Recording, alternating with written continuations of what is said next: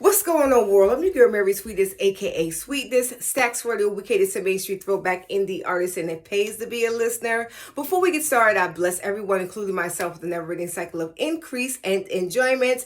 Today is Throwback Thursday, and we're celebrating your boy Trevor George, aka Busta Bust, a 90s platinum sensation, Busta Rhymes, who branched on the scene in the early 90s in a group called the Leaders of the New School. But when we heard Busta Bust, he came out the group, the Leaders of the New School, but he was on a track with the Tribe Called Quest called Here We Go, Yo, Here We Go, Yo, Scenario. And Busta, what separated from all of the group as a whole, the outlandish colors, the outlandish energy, and of course the lyricism to match. But Buster has been doing this with every feature. He stood out with a whole bunch of energy and rahness. It was said on a different energy that Busta Rhymes says, not all people are able to experience me face to face, so I like to bring the energy face to face, if you will, and it makes a whole lot of sense. But yes, word in the curb is that the legendary Chuck D gave Busta his name. Chuck D gave Busta Rhymes his name. Busta Rhymes was named after an NFL player, yes, but the dub name was named after legendary Chuck D of Public Enemy. What up, Chuck? A Public Enemy. Busta Rhymes, of course, is no stranger to energy, outlandish energy, and of course, channel it onto lyricism, switching it up and having hitless hits after hits, and of course, hitless features. They said that he's the most nominated to a lot of things, as such as Grammys and awards, not really getting a whole bunch of awards in itself, but getting a whole bunch of nominations in itself. But he has gone on to platinum sensation, of course, doing features with the likes of Mary J. Blige, Mariah Carey, you name it, Biggie Smalls, you name it, Busta Rhymes has touched the mic. He's one of those rappers that I feel has been underrated in the game, if you will, as far as definitely lyricism. He should be rewarded as the top 5 or the top 10 in any category, because Busta is versatile. He can rap slow, he can rap fast, he can be lyricist, he can tone it down, he can give you energy, he can give you laid back, he can give you soft, he can give you hard. But whatever Busta Rhymes does, he transfers the energy and makes you feel exactly what he's saying, whether it's visual or lyrical. You're definitely going to feel what Busta Bust is saying, okay?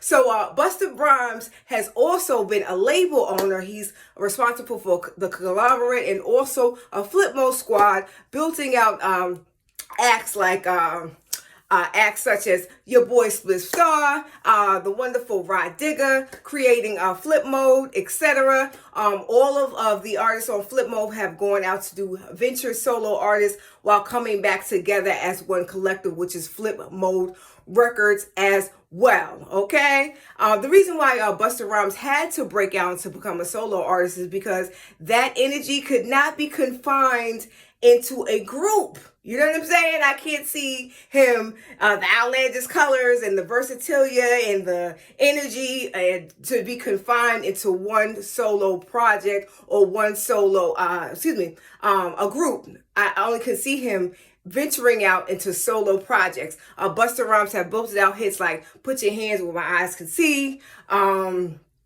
etc., etc., etc.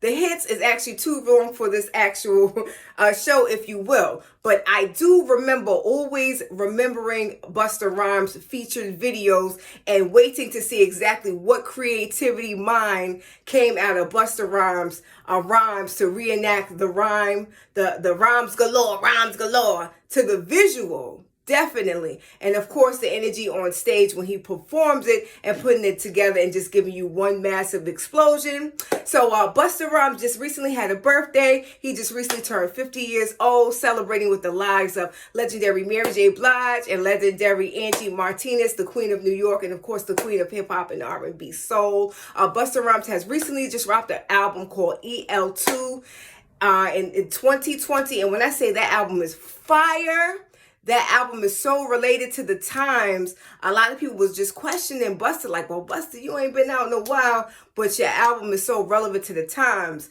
Busta just quickly says that, he always just kept his ear to what the surroundings was, and he just made a classic. So if you guys have not checked out the album EL2 from Busta Busta, make sure you check it out. It is featured from the likely of the Minister Farrakhan is also on the album, Kendrick Lamar, Mary J. Blige, etc. Okay, well, I'm done with this. I want to know what you think about Busta Rhymes. Do you think that he had to venture out as a solo career? Do you think that he would have been better off in a group? We want to know what you think in the comments below about Busta Rhymes, your opinion on him, and what's your favorite Busta Rhymes song? I know there's so many to count. Well, anyway, I'm done with this. I'm your girl, Marysweetness, aka Sweetness. StaxRadio, we cater to mainstream throwback indie artists, and it pays to be a listener. Remember that the best is yet to come, and if I can leave some encouraging words, spread love because you can. Make sure you guys continue to follow us on www.facebook.com/MarySweetness77 to join our Sex Radio group,